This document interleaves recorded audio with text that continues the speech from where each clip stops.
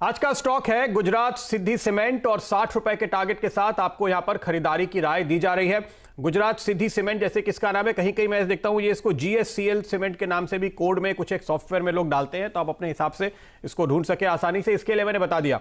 इस स्टॉक को चुनने की वजह यह है कि इस समय आप short term, medium term, long term कोई भी नजरिया पकड़िए, यह स्टॉक आपके लिए शानदार परफॉर्मेंस देने वाला है। आप कहेंगे रिजल्ट सीजन चल रहा है तो भी स्टॉक में आपको पैसा लगाना चाहिए। आप कहेंगे बजट आने वाला है, सुबह से हम बात कर रहे हैं, तो भी आपको इस स्टॉक पे पैसे लगाने चाहिए। देखिए इस स्टॉक में दिसंबर क्वार्टर के नतीजे शानदार आने की उम्मीद है। जो स्टॉक्स को ट्रैक करने वाले सीमेंट एनालिस्ट हैं, उनकी जो मैंने राय ली, उनका यह कहना है कि सीमेंट कंपनीज ने Q2 भी काफी शानदार दिया था, Q3 और स्ट्रांग होने की संभावना है, क्योंकि Q2 के मुकाबले यानी सितंबर क्वार्टर के मुकाबले दिसंबर में लेबर सप्लाई बढ़ी, त्योहारों का मौका था, दशहरा दिवाली थी, इसलिए रियल एस्टेट में कामकाज और तेजी से हुआ। जो लोग दूसरी बार अपने घरों की मरम्मत वगैरह करा रहे थे, रिनोवेशन करा रहे थे, उनका डर दूर हुआ, इसलिए सीमेंट हुआ, पेंट हुआ, प्लाई हुआ, इन चीजों की डिमांड दिसंबर क्वार्टर में ज्यादा बढ़ी है सितंबर क्वार्टर के मुकाबले, तो यह क्वार्टर बेहतर होगा। इस कंपनी के केवल एक आपको दो आंकड़े बता देता हूं। देखिए 10% से टर्नओवर बढ़ा था और 40% से QOQ टर्नओवर बढ़ा था।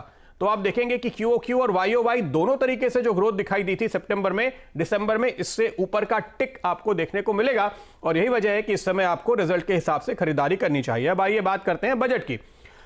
रियल एस्टेट सेक्टर को महाराष्ट्र सरकार ने जो बूस्टर दिया है, उसका काफी कुछ MP और कर्नाटक, इन दो राज्य सरकारों की ओर से भी फॉलो किया गया है। देखने वाली बात है, अगर और राज्य सरकारें भी करती हैं तो बड़ा अच्छा है, लेकिन फिलहाल ये कंपनी जो मोटे तौर पे वेस्टर्न इंडिया में फोकस्ड है, महाराष्ट्र की इस तेजी का इनको पूरा फायदा मिल रहा है। बजट में उम्मीद यह की जा रही है कि हाउसिंग सेक्टर के लिए और इंफ्रास्ट्रक्चर सेक्टर के लिए घोषणाएं होंगी। हाउसिंग में क्यों? क्योंकि प्रधानमंत्री जी ने जब आपको कहा था कि 2022 तक सबका अपना घर होना चाहिए, पक्का घर होना चाहिए, PMAY जैसी कामयाब स्कीम इन्होंने निकाली थी। अब 2 साल बाकी है उस टारगेट को पूरा करने के लिए, आप उस टारगेट के करीब पहुंच गए हैं, इसलिए हाउसिंग फॉर ऑल के लिए और घोषणाएं होंगी।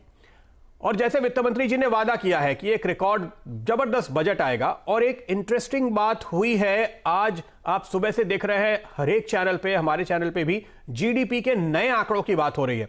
देखिए ये GDP के नए आंकड़े क्या कहते हैं, मैं एक लाइन में आपको इसका जवाब देता हूं। आप सुबह से आंकड़े देख रहे होंगे, ये आंकड़े आपको बता रहे हैं कि बजट का कैलकुलेशन किस बेस पे होगा, और वो बेस अगर ऊपर आ गया है इस नए आंकड़े के मुताबिक, तो टोटल एक्सपेंडिचर जो बजट में होगा, टोटल केपेक्स प्लान जो बजट में होगा, टोटल टैक्स रिलीफ जो बजट में होगी, उसका साइज बढ़ जाएगा। मेरे लिए सिर्फ इसका इतना ही मतलब है, और उस हिसाब से मुझे लगता है कि अब एलोकेशन और बेहतर होगा इंफ्रास्ट्रक्चर के लिए, हाउसिंग के लिए, और इसलिए आपको खरीदारी करनी चाहिए।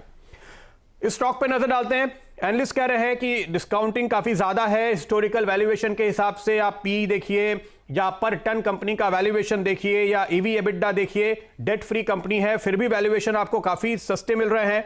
550 करोड़ के आसपास की सेल्स है और मुश्किल से 350 करोड़ का मार्केट कैप है।